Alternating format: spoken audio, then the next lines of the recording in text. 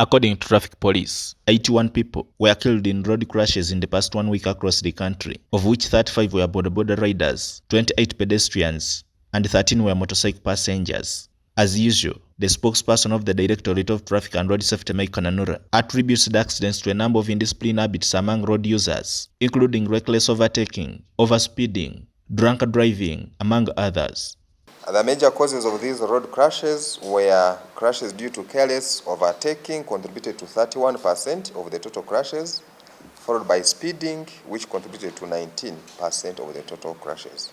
During the weekly press briefing at UPC headquarters today, Sharon Oyat reasoned that the narrow roads across the country, dominated with multiple potholes due to heavy trucks transiting goods, is another challenge that has significantly contributed to the rise of road crashes.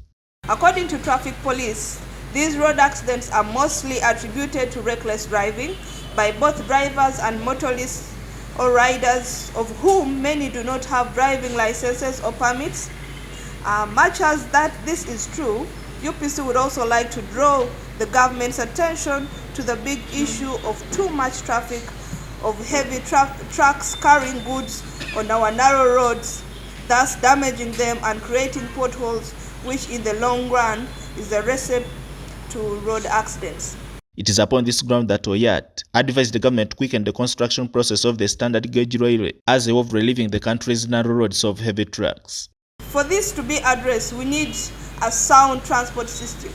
UPC on several occasions we have come up and said we need government to expedite or to fasten the process of the standard gauge railway and the meter gauge as a major alternative for cheaper transport, and also to curb the current road accidents. But also when you look at the standard gauge railway, it is a means of transportation of goods and easy movement of people from one place to another, both internal and external communication links to member states of the East African community.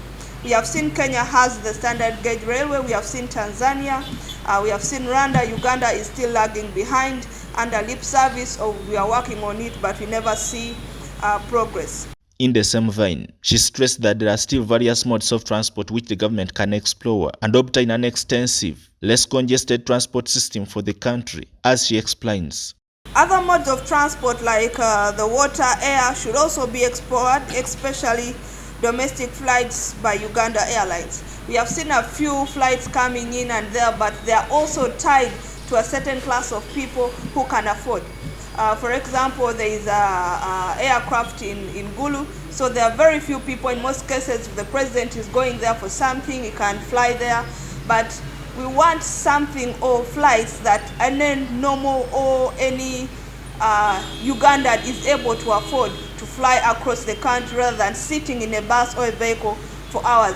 This also reduces road accidents. As you see, the accidents of air transports are less compared to road accidents. So we are trying to curb the accidents, and also it's a faster way of transporting goods from one place to the other.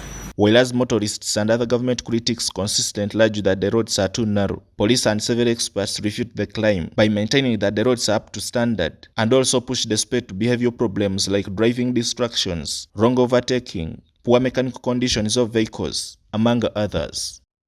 Joseph Kabale, UCTV News.